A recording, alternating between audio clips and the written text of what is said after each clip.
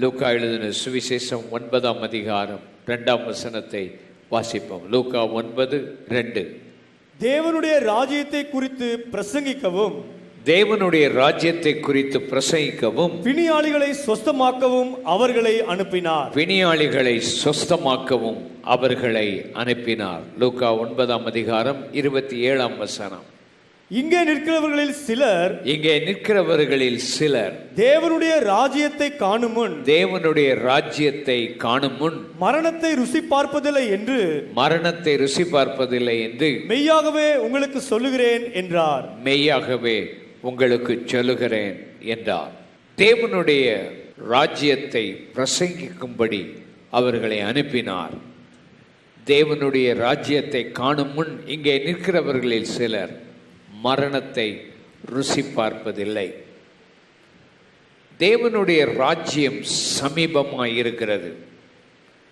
தேவனுடைய ராஜ்யம் எங்கேயோ இருக்கிறது என்று எண்ணி விடாதபடி தேவனுடைய ராஜ்யத்தினுடைய மகத்துவம், மகிமையை நாம் ஒவ்வொரு நாளும் இந்த பூமியில் இருக்கும்போது அனுபவிக்கத்தான் ஆண்டவர் நம்மை அழைக்கிறார்.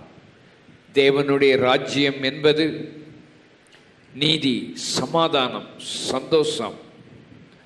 தேவனுடைய ராஜ்யம் என்பது பரிசுத்த ஆவியானவருடைய ஒரு நிறைவு.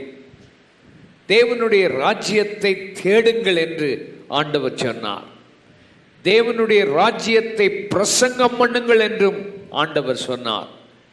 தேவனுடைய ராஜ்யத்தில் நீங்கள் பிரவேசிக்க வேண்டும் என்று சொன்னார். தேவனுடைய ராஜ்யம் உங்களுக்கு சமீபமாய் இருக்கிறது என்பதை அறிந்து கொள்ளுங்கள் என்று சொன்னார். தேவனுடைய ராஜ்யம் உங்களுக்குள் இருக்கிறது.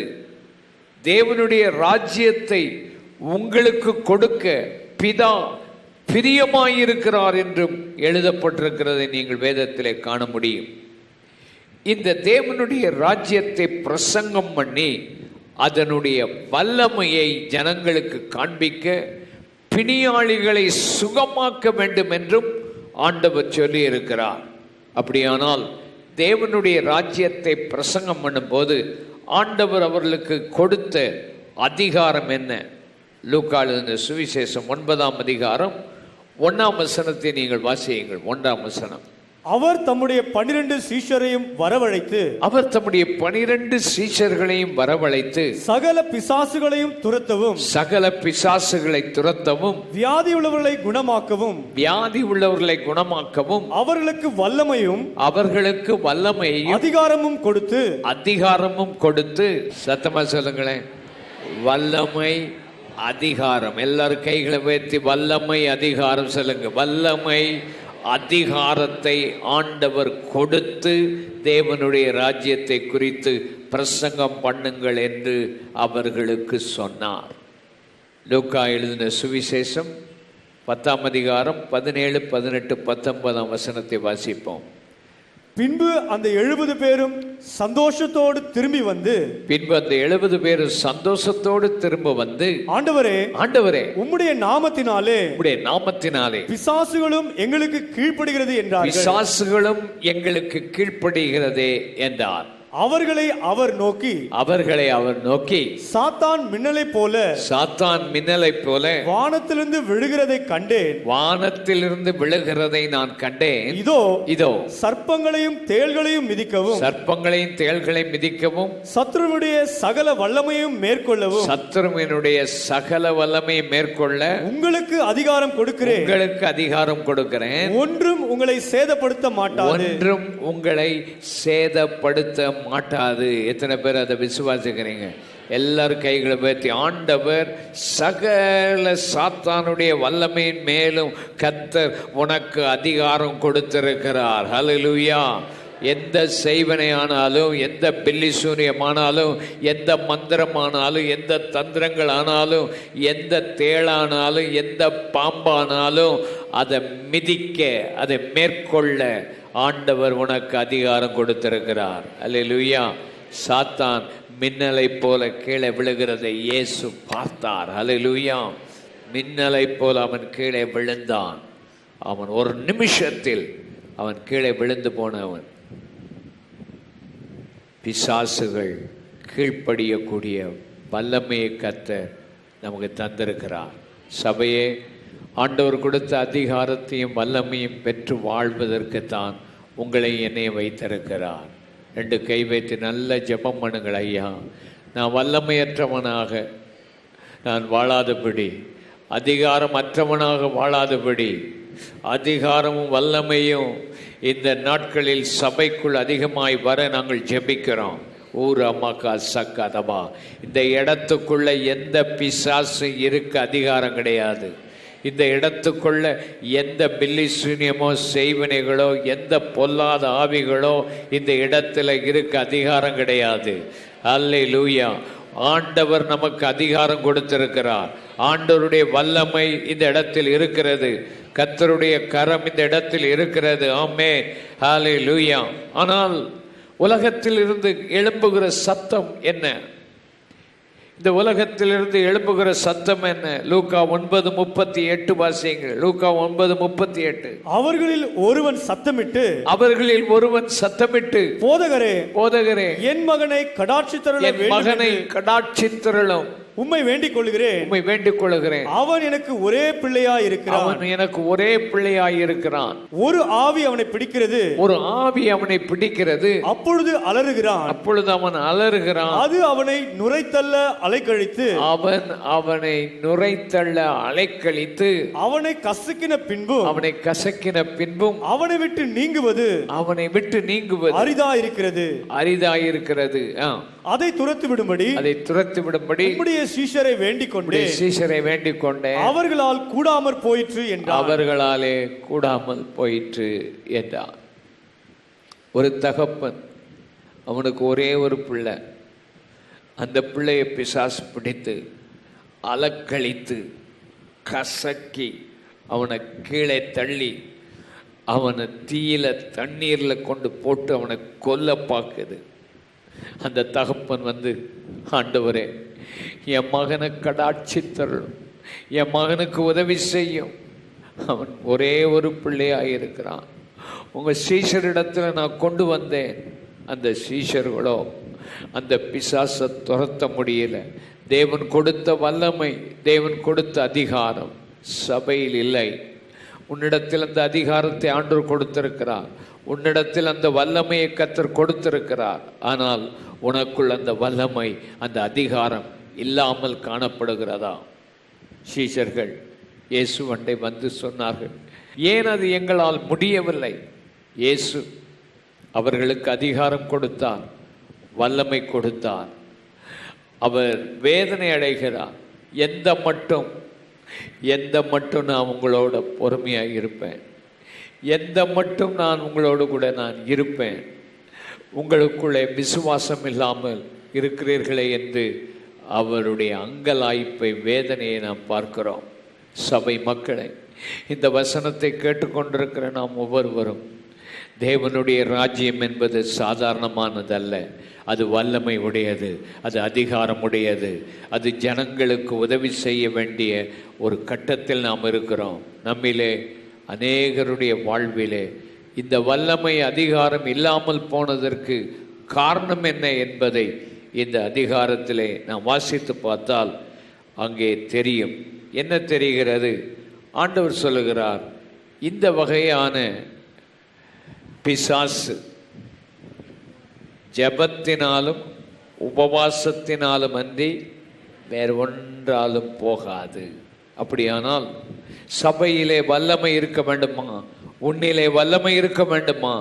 உனக்குள்ளே ஜெபமும் இருக்கணும், உபவாசமும் இருக்கணும். 2 கை வைத்து, நல்ல கைகளை வைத்து, ஆண்டவரே, எத்தனை பேர் இந்த வல்லமையை பெற விரும்புகிறீர்கள்?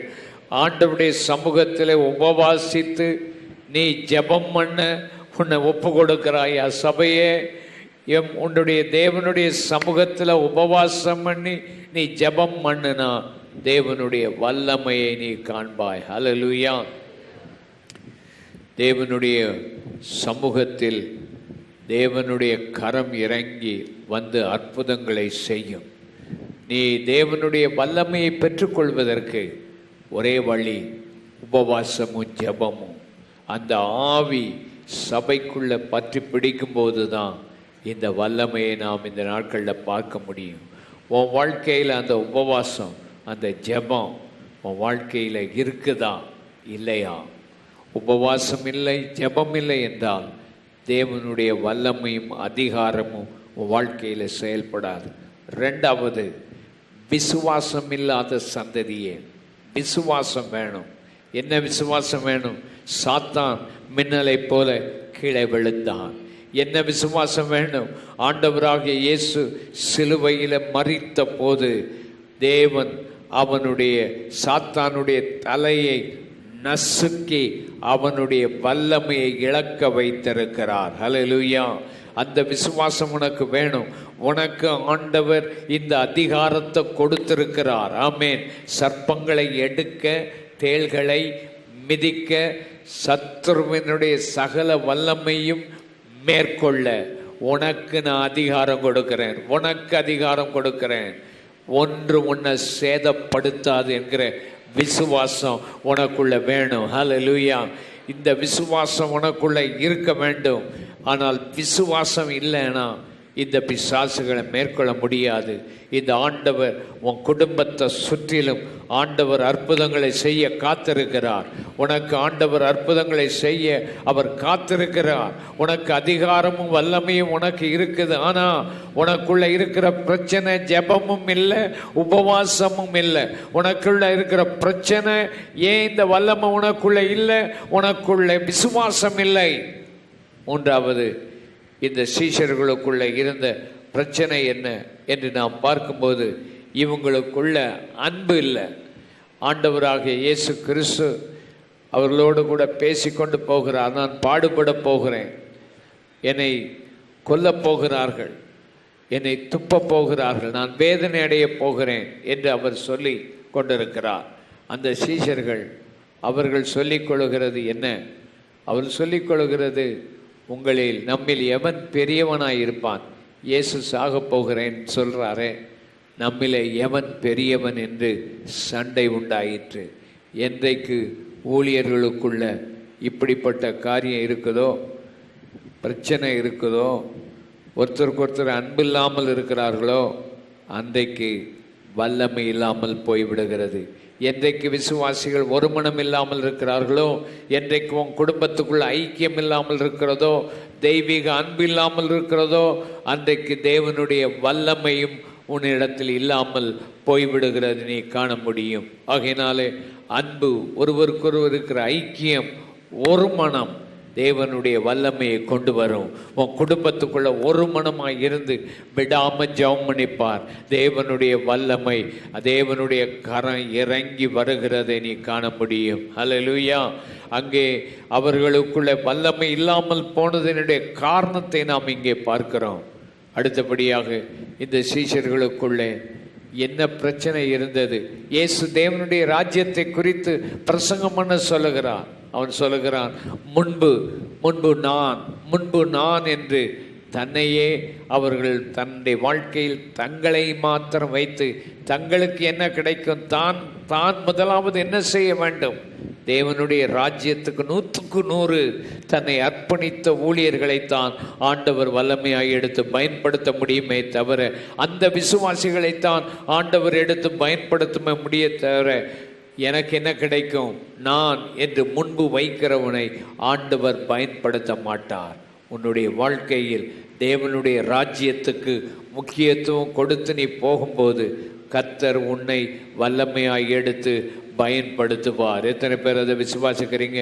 கைகளை உயர்த்தி, ஆண்டவரே என்னுடைய வாழ்க்கையில் வல்லமை வேண்டும், அதிகாரம் வேண்டும். 2 கை உயர்த்தி, எனக்கு அதற்குரிய விசுவாசத்தை தாரும், அதற்குரிய அன்பு எனக்குள்ள இருக்கட்டும், அதற்குரிய உபவாச ஜெபம் எனக்குள்ள இருக்கட்டும். ஆண்டவரே, இந்த நாட்களிலே நீ உனக்காக மாத்திரமல்ல, ஒரு தகப்பனுடைய சத்தம் கேட்கிறது, என் மகனை கடாட்சித்திரளும், என்னை என் மகனை விடுவித்தருளும். என் மகனை ஒரு பிசாசு பிடித்திருக்கிறது, அவனை தீயிலும் தண்ணீரிலும் தள்ளுகிறது, அது அவனை அலைக்கழிக்கிறது, அவன் நுரை தள்ளி கொண்டிருக்கிறான், அவனை அது அலைக்கழித்து விட்டு போவது அரிதாயிருக்கிறது, அவனை கசக்கி கொண்டிருக்கிறது. கர்த்தருடைய வல்லமை உன் மேலே இருக்கிறது மகளே, கர்த்தருடைய வல்லமை உன் மேலே இருக்கிறது, கர்த்தருடைய அபிஷேகம் உனக்குள்ள இருக்கிறது, கர்த்தருடைய விசுவாசத்தை கர்த்தர் உனக்கு தருகிறார். கர்த்தர் உன்னை கொண்டு பெரிய காரியங்களை செய்வார் என்று நீ நம்பினால் இன்றைக்கு உலகத்தில் இருக்கிற மக்கள் விடுதலையாக வல்லமை இருக்கிறது. ஹல்லேலூயா. எங்களுக்கு அந்த பவரை கொடுத்திருக்கிறீங்க, வல்லமையை கொடுத்திருக்கிறீங்க, அந்த எபிலிட்டியை கொடுத்திருக்கிறீங்க, அந்த கிருபை எங்களுக்கு தந்திருக்கிறீங்க. ஆண்டவரே, அந்த அதிகாரத்தை செயல்படுத்த உரிமையும் கொடுத்திருக்கிறீங்க. இந்த ரெண்டையும் வைத்து தேவ ராஜ்யத்தை பிரசங்கம் பண்ண எங்களை அழைச்சிருக்கிறீங்க.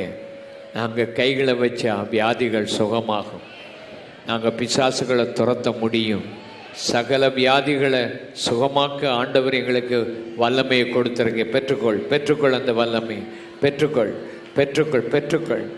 சும்மா சபைக்கு வந்துட்டு உட்கார்ந்துட்டு போகாத. கர்த்தர் உன் மேலே அந்த கிருபையை வச்சிருக்கிறார். உபவாசம் பண்ணு, ஜெபம் பண்ணு, விசுவாசமாயிரு, அன்பாயிரு, ஐக்கியமாயிரு. தேவனுடைய ராஜ்யத்தை முன்பு வை, தேவனை முன்பு வைத்துக்க. முதலாவது தேவனை தேடு.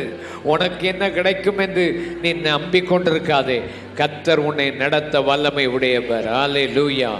ஓ, உன்னை மாற்றி கொண்டிருக்கிறார். இன்றைக்கு கர்த்தர் உனக்குள்ளே அநேக தருணங்களை தருவார். ஆண்டவர் உன்னை ஆசீர்வதிப்பார். ஆமென்.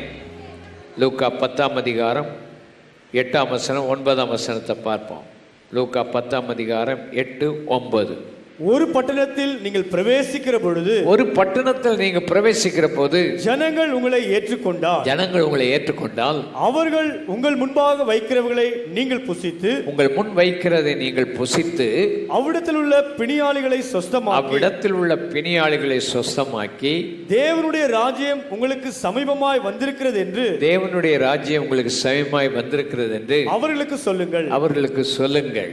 யாதொரு பட்டணத்தில் நீங்கள் பிரவேசிக்கிற போது, யாதொரு பட்டணத்தில் நீங்கள் பிரவேசிக்கிற போது ஜனங்கள் உங்களை ஏற்றுக்கொள்ளாவிட்டால், ஜனங்கள் உங்களை ஏற்றுக்கொள்ளாவிட்டால், அதன் வீதிகளிலே நீங்கள் போய், அதன் வீதிகளில் நீங்கள் போய், எங்களில் ஒட்டின உங்கள் பட்டணத்தின் தூசியையும், எங்களில் ஒட்டின உங்கள் பட்டணத்தின் தூசியையும் உங்களுக்கு விரோதமாய் துடைத்து போடுகிறோம், உங்களுக்கு விரோதமாய் துடைத்து போடுகிறோம். ஆயினும் தேவனுடைய ராஜ்யம் உங்களுக்கு சமீபமாய் வந்திருக்கிறது, தேவனுடைய ராஜ்யம் உங்களுக்கு சமீபமாய் வந்திருக்கிறது என்று அறிந்து கொள்வீர்களாக என்று சொல்லுங்கள். சபையிலே ஆண்டவருடைய சுவிசேஷத்தை அறிவிக்கிறது குறைஞ்சி போயிருக்குது.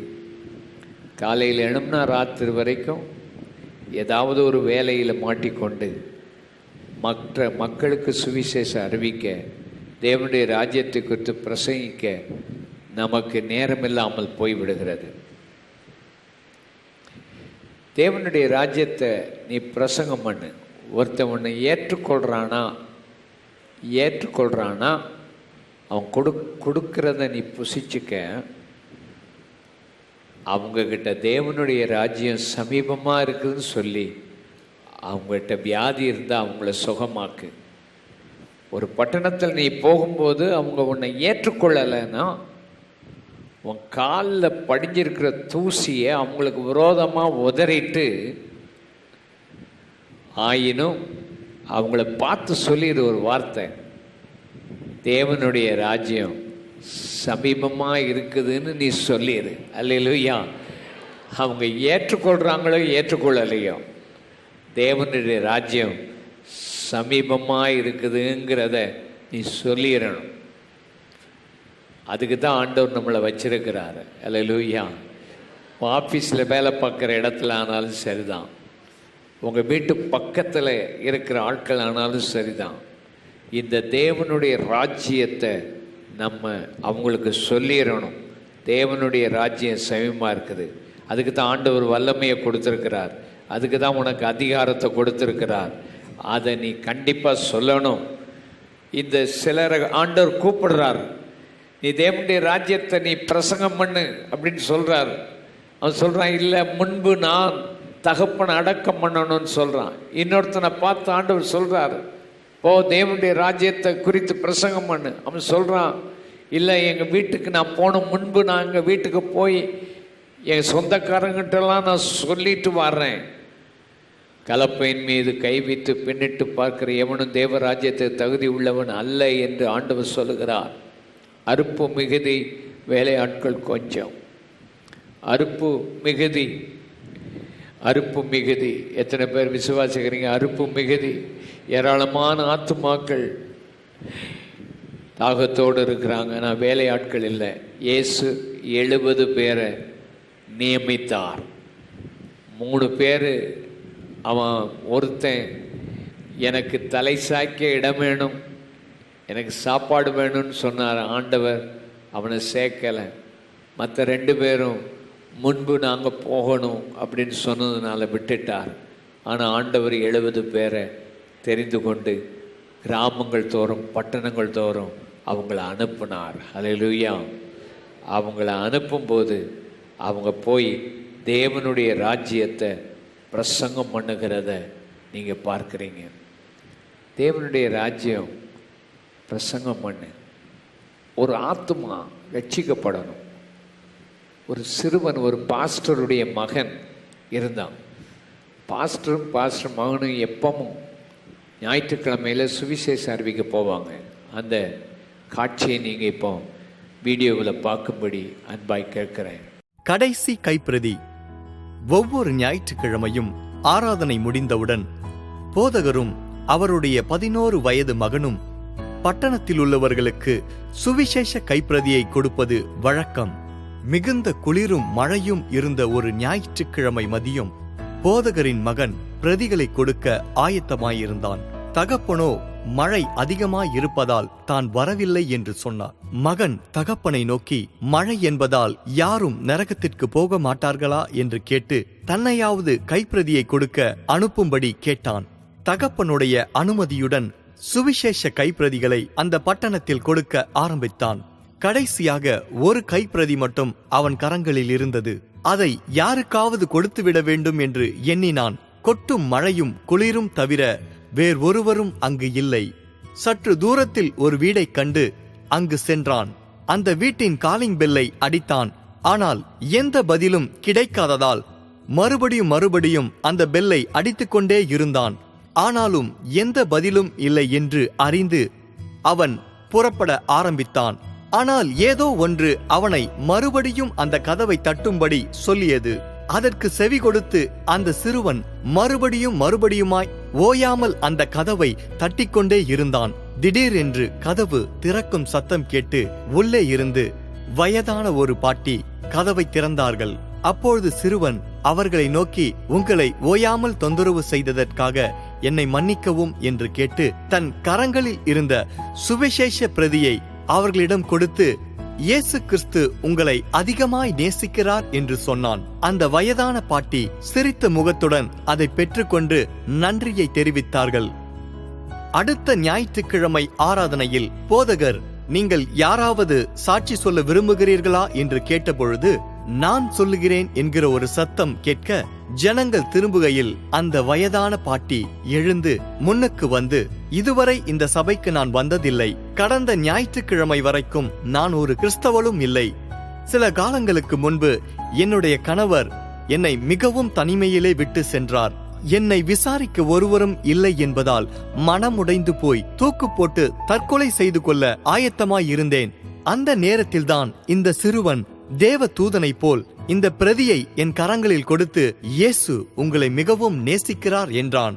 அந்த பிரதியை படித்து தேவனுடைய அளவற்ற அன்பை உணர்ந்து இன்று உங்கள் முன்பு ஜீவனோடு நிற்கிறேன்.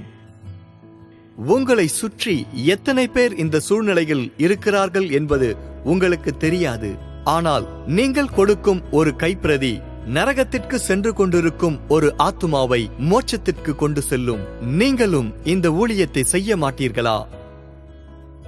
கண்களை மூடி கைகளை உயர்த்தி, இப்படி எத்தனையோ ஆத்துமாக்கள் தேவனுடைய ராஜ்யத்துக்கு தூரமாய் சாகும் நிலையில் இருக்கும்போது நீ சொல்லும் அந்த ஒரு வார்த்தை, நீ கொடுக்கும் ஒரு கைப்பிரதி நீ சொல்லும் அந்த வார்த்தையை ஆண்டவர் பயன்படுத்தி ஒரு ஆத்மாவை நரகத்திலிருந்து மீட்டெடுத்து அவருடைய ஜீவனுக்கு ஆண்டவர் ஒரு பெரிய வெளிச்சத்தை கொண்டு வருகிறதை நாம் பார்க்கிறோம். கடைசி கைப்பிரதி தான். வீட்டுக்கு போயிடணும்னு அந்த தம்பி போகலை.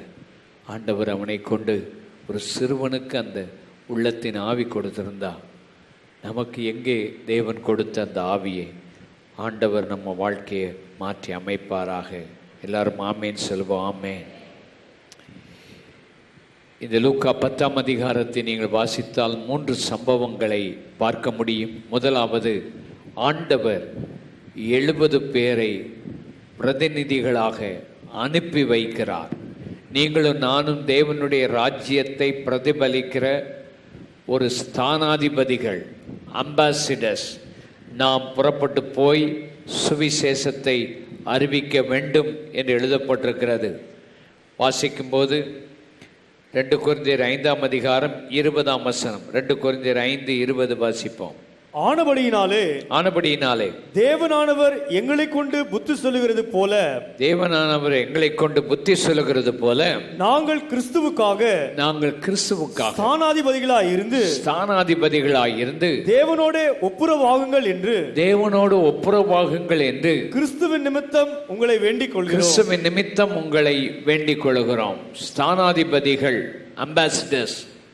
ஸ்தானாதிபதிகள் என்று சொன்னால் ஒரு தேசத்திலிருந்து இன்னொரு தேசத்துக்கு வந்து தங்கள் தேசத்தை குறித்து நன்மையானவைகளையும் தங்கள் தேசத்தின் ஆசீர்வாதங்களையும் பகிர்ந்து கொள்கிறவர்கள் தான் ஸ்தானாதிபதிகள் என்று சொல்லப்படுகிறவர்கள். தங்கள் தேசத்தை குறித்து, தங்கள் ராஜாவை குறித்து, தங்கள் நாட்டை குறித்து எப்பொழுதும் பெரிதாக பேசுகிறவர்கள் ஸ்தானாதிபதிகள். நாம் தேவனுடைய ராஜ்யத்தின் ஸ்தானாதிபதிகளாக இருந்து நாம் செய்ய வேண்டிய ஊழியம் ஜனங்களை பார்த்து ஒப்புரவாக்குதலின் ஊழியத்தையும் உபதேசத்தையும் ஆண்டவர் நமக்கு கொடுத்திருக்கிறார். நாம் போய் ஜனங்களை பார்த்து தேவன் ஒருவர் இருக்கிறார், அவருடைய ராஜ்யம் இருக்கிறது, நீங்கள் அந்த ராஜ்யத்துக்கு தூரமானவர்கள் அல்ல, அந்த ராஜ்யம் சமீபமாய் இருக்கிறது, நீங்கள் ஆண்டவரோடு ஒப்புரவாகுங்கள் என்று சொல்லுகிற ஒரு அம்பாசிடர்ஸாக நாம் இருக்க வேண்டும். 2வது, நாம் யாராய் இருக்க வேண்டும்? உங்களுக்கு பிறன் யார் என்று கேட்கும்போது இயேசு ஒரு ஓமானத்தை சொல்லுகிறார். அவன் எருசலேமிலிருந்து எரிகோவுக்கு ஒருவன் புறப்பட்டு போகும்போது கள்ளர் கையில் அகப்பட்டு குற்றுயிராய் அவனை விட்டுவிட்டு அவன் வஸ்திரங்களை உரிந்து சென்று விட்டார்கள். அந்த வழியாக லேவியனும் ஆசாரியனும் பார்த்து கொண்டே போனார்களே தவிர சமாரியன் ஒருவன் வந்து அந்த குற்றுயிராய் ரோட்டில் விழுந்து கிடந்த அவனை தூக்கி அவன் காயங்களை கட்டி திராட்சரசத்தையும் எண்ணெயும் ஊற்றி அவனுடைய வாகனத்தில் தூக்கி சத்திரத்தில் கொண்டு போய், இன்னும் இவனுக்கு ஏதாவது செலவு இருந்தால் நான் வந்து கொடுப்பேன் என்று அந்த சத்திரத்தில் அவனை சேர்த்து விட்டு போனானே. ஆண்டவர் நமக்கு எத்தனையோ ஆப்பர்ச்சுனிட்டிஸ் கொடுப்பார், எத்தனையோ தருணங்கள் ஆண்டவர் கொடுப்பார். இப்படி தருணங்களை கொடுக்கும்போது மனதுருக்கத்தோடு மக்களுடைய தேவைகளை சந்தித்து அவர்களுக்கு ஊழியம் செய்ய ஆண்டவர் நம்மை அழைத்திருக்கிறார். இந்த 10ஆம் அதிகாரத்தின் கடைசியில் நீங்கள் பார்க்கும்போது நீங்கள் செய்ய வேண்டிய முக்கியமான வேலை தேவையானது ஒன்றே.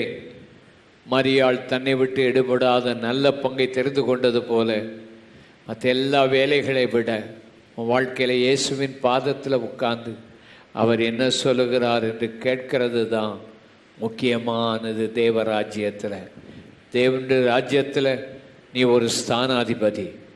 தேவனுடைய ராஜ்யத்தில் பிறனாய் இருக்கிறவனுக்கு உதவி செய்து நீ மற்றவர்களை ஆண்டவரிடத்தில் மனதுருக்கத்தோடு அவர்களுக்கு உதவி செய்ய ஆண்டவர் உங்களுக்கு நிறைய தருணங்களை கொடுப்பார். ஹல்லேலூயா, ஹல்லேலூயா. கைகளை வைத்து கர்த்தரை ஸ்தோத்திரம் பண்ணுவோம், ஸ்தோத்திரம் பண்ணுவோம், ஸ்தோத்திரம் பண்ணுவோம். ஆண்டவர் உனக்கு உதவி செய்வார், உதவி செய்வார், உதவி செய்வார். கர்த்தர் உன்னை கொண்டு பெரிய காரியங்களை செய்வார். மனதுருக்கத்தோடு நீ அந்த ஊழியத்தை செய்து பார். அது மாத்திரமல்ல, இயேசுவின் பாதத்தில் உட்கார்ந்து அவர் என்ன சொல்லுகிறார் என்று கவனிக்கிற நேரம், அவரோடு இருக்கிற டிவோஷன், அவரோடு கூட இருக்கிற அந்த நேரம், அந்த நேரத்தை விட்டுறாத. அந்த நேரம் ரொம்ப முக்கியம். அநேகர் ஊழியன்னு சொல்லி எப்பவும் ஊழியத்தில் போடுவாங்க, அவரோட கூட இருக்கிற நேரத்தை விட்டுருவாங்க. 2 கை வைத்து, இயேசுவே நான் உம்மை ஆராதிக்கிறவனாகவும் இருக்க வேண்டும், மனதுருக்கம் உள்ளவனாகவும் இருக்க வேண்டும், உம்முடைய ஸ்தானாதிபதியாகவும் நான் இருக்க வேண்டும். உம்மோடு கூட இருக்கிற இந்த 3 காரியங்களை எங்கள் வாழ்க்கையில் செய்ய எங்களுக்கு அனுக்கிரகம் பண்ணும். உம்முடைய நாமம் மகிமைப்படுவதாக. எல்லாரும் ஆமேன் சொல்லுவோம். ஆமேன். லூக்கா எழுதின சுவிசேஷம் 9ஆம் அதிகாரம் 27ஆம் வசனத்தை வாசிப்போம். லூக்கா 9:27. இங்கே நிற்கிறவர்களில் சிலர் தேவனுடைய ராஜ்யத்தை காணும் முன் மரணத்தை ருசி பார்ப்பதில்லை என்று மெய்யாகவே உங்களுக்கு சொல்லுகிறேன் என்றார். மெய்யாகவே உங்களுக்கு சொல்லுகிறேன் என்றார்.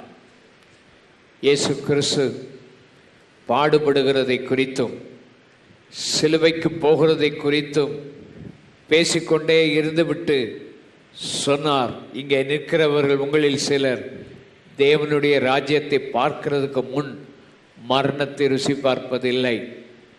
இயேசுவின் 2வது வருகையை பற்றி அவர் சொல்லவில்லை. இயேசு கிறிஸ்து தேவனுடைய ராஜ்யமாகிய தம்முடைய பரிசுத்த ஆவியானவர் இந்த பூமிக்கு வருகிறதை பற்றி அவர் பேசிக்கொண்டிருந்த போது, இந்த தேவனுடைய ராஜ்யத்தை அடுத்த வசனத்தில் மறுரூப மலையின் அனுபவத்துக்கு அங்கே காண்பிக்கிறதை நாம் பார்க்கிறோம்.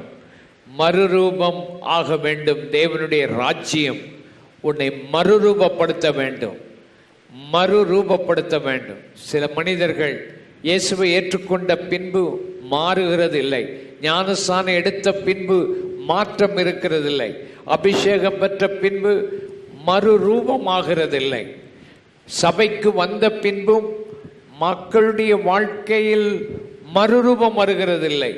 சபையிலே வருகிறார்கள், உட்காருகிறார்கள், வசனத்தை ஒவ்வொரு வாரமும் கேட்கிறார்கள், ஆனால் வாழ்க்கையில் எந்த மறுரூபமும் வருகிறதில்லை.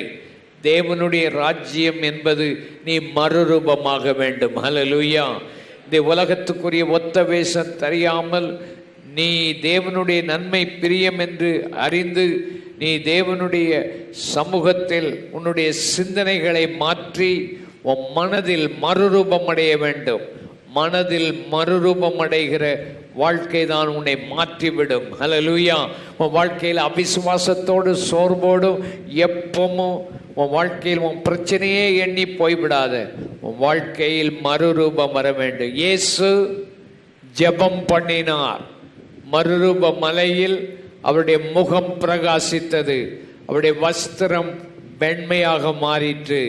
தேவனுடைய ராஜ்யம் என்பது உன்னை மறுரூபப்படுத்துகிற ஒன்று. அல்லேலூயா சொல்லுங்க. அல்லேலூயா.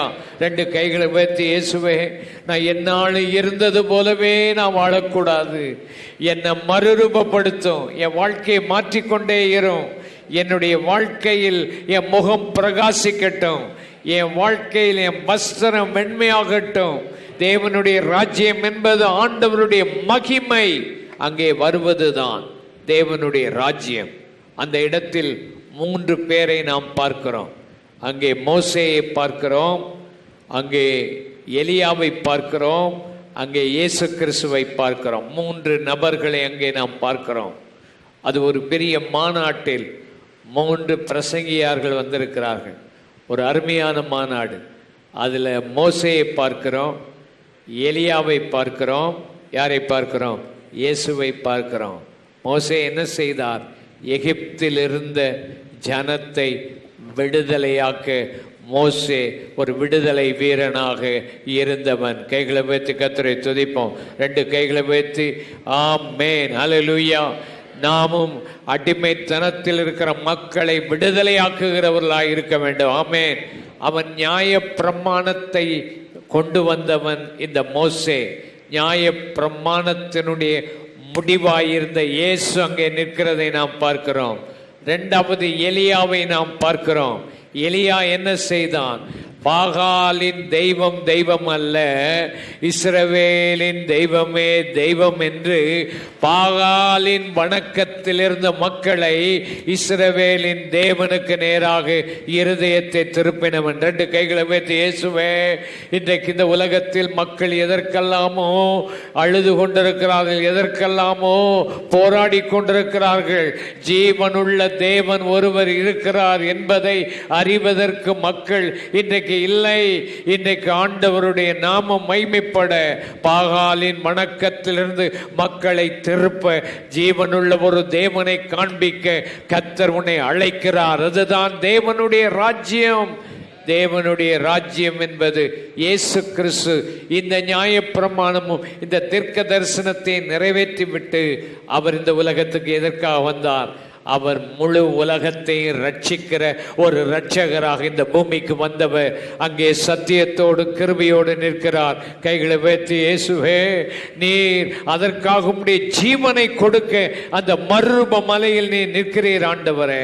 கைகளை அசைத்து, இயேசுவே, முழு உலகத்துக்கு இரட்சகர் என்பதை அறிவிப்பதற்காக நீ நிற்கிற ஒரு வல்லமை உள்ள தேவன் என்பதை நாங்கள் உணர்ந்து கொள்ள உதவி செய்வீராக. ஆமென். அந்த இடத்தில் நாம் எதை பார்க்கிறோம்? இயேசு கிறிஸ்துவும் மோசேயும் எலியாவும் சம்பாஷித்துக் கொண்டிருக்கிறார்கள். ஒரு ஐக்கியத்தை பார்க்கிறோம். தேவனுடைய ராஜ்யம் என்பது தேவனுடைய பிள்ளைகள் சம்பாஷித்துக் கொண்டிருக்கிற ஒரு ஐக்கியம். அல்லேலூயா.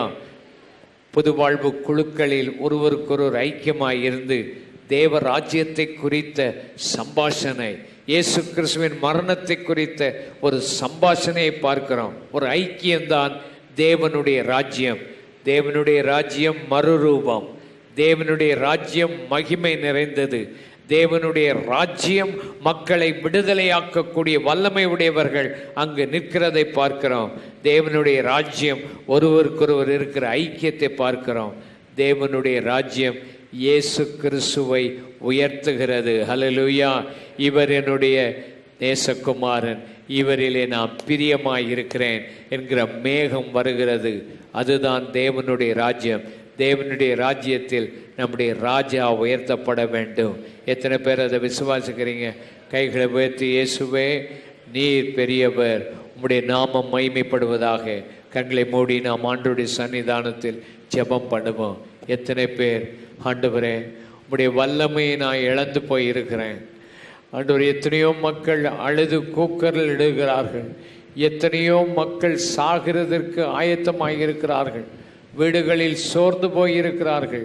ஆனால் நானோ இன்னும் ஊழியம் செய்யாமல் என் வாழ்க்கையில் மாற்றம் இல்லாமல் இருக்கிறேன். ஆண்டவரே, என் வாழ்க்கையை மறுரூபப்படுத்தும். எத்தனை பேர் நான் ஆண்டவருக்காக ஊழியம் செய்கிறத விட்டு விடாமல் மறுபடியும் கர்த்தருக்காக நான் எப்படியாயினும் ஆத்துமாக்கள் ஆதாயப்படுத்தின ஐயா, எனக்காக ஜெபம்னு சொல்லுங்கிற விசுவாசிகள் எல்லாரும் உங்கள் கைகளை உயர்த்தி காண்பீங்கள். ஆண்டவர் உங்களை ஆசீர்வதிப்பார். எவ்வளோ நாளாச்சு நீ சுவிசேஷம் அறிவிச்சு? எவ்வளவு நாளாச்சு ஒரு டிராக்ட் கொடுத்து? எவ்வளவு நாளாச்சு நீ ஒரு ஆத்மாவுக்காக ஜெபம் பண்ணி வியாதிகளை சுகமாக்கி? 2 கைகளை உயர்த்தி, இயேசுவே, எனக்கு அந்த ஆவி மறுபடியும் சபைக்குள்ளே வரட்டும். எங்களுக்குள்ள இந்த உணர்வை தரும்படி ஜெபிக்கிறோம். கர்த்தர் உங்களை ஆசீர்வதிப்பார். ஆண்டவருடைய கரம் உங்களோடு கூட இருக்கும். என் ஆத்மாவே கர்த்தரை ஸ்தோத்திரி, என் முழு உள்ளமே பரிசுத்த நாமத்தை ஸ்தோத்திரி. என் ஆத்மாவே கர்த்தரை ஸ்தோத்திரி, அவர் செய்த சகல உபகாரங்களையும் மறவாதே. ஆமென். நம்முடைய கர்த்தராகிய இயேசு கிறிஸ்துவின் கிருபை, பிதாவாகிய தேவனுடைய அன்பு, பரிசுத்த ஆவியானுடைய அந்யோன்ய ஐக்கிய சமாதான சுகம் இப்பொழுது எப்பொழுதும் நம் அனைவரோடும் கூட என்றைக்கு இருப்பதாக. ஆமென். கர்த்தர் உங்களை ஆசீர்வதிப்பார். புது வாழ்வு ஏஜி சபையின் ஆராதனை நேரங்கள். தமிழ் ஆராதனை ஞாயிற்றுக்கிழமை முதல் ஆராதனை காலை 5 மணிக்கும், 2ஆம் ஆராதனை காலை 7 மணிக்கும், 3ஆம் ஆராதனை காலை 8:45க்கும், 4ஆம் ஆராதனை காலை 10:30 மணிக்கும், 5ஆம் ஆராதனை மதியம் 12 மணிக்கும், மாலை ஆராதனை 6 மணிக்கும் நடைபெறும். ஆங்கில ஆராதனை முதல் ஆராதனை காலை 6:30க்கும், 2ஆம் ஆராதனை காலை 8:15க்கும், 3ஆம் ஆராதனை காலை 10 மணிக்கும், 4ஆம் ஆராதனை காலை 11:45 மணிக்கும், மாலை ஆராதனை 4:30 மணிக்கும் நடைபெறும். சிறுவருக்கான ஆராதனை அனைத்து ஆராதனை நேரங்களிலும் நடைபெறும். இந்தி ஆராதனை ஞாயிற்றுக்கிழமை காலை 11:30 மணிக்கும், தெலுங்கு ஆராதனை ஞாயிற்றுக்கிழமை காலை 9 மணிக்கும் நடைபெறும். பெண்கள் ஆராதனை வெள்ளிக்கிழமை காலை 10:30 மணிக்கு நடைபெறும். வாலிபர்கள் சிறப்பு ஆராதனை சனிக்கிழமை மாலை 6:30 மணிக்கு நடைபெறும். எங்கள் முகவரி எண் 6, அண்ணா சாலை, சின்னமலை, சென்னை 6,15,000. 24 மணி நேர தொலைபேசி எண் 914422353535. நமது அனைத்து ஆராதனைகளையும் நேரடி ஒலிபரப்பாக www.nlag.in என்ற இணையதளத்திலும் காணலாம். மேலும் SMS செய்ய 9845440000 என்ற எண்ணுக்கும், ஜெபம் மற்றும் ஆலோசனைக்கு hope center@nlag.in என்ற மெயில் ஐடிக்கு தொடர்பு கொள்ளுங்கள்.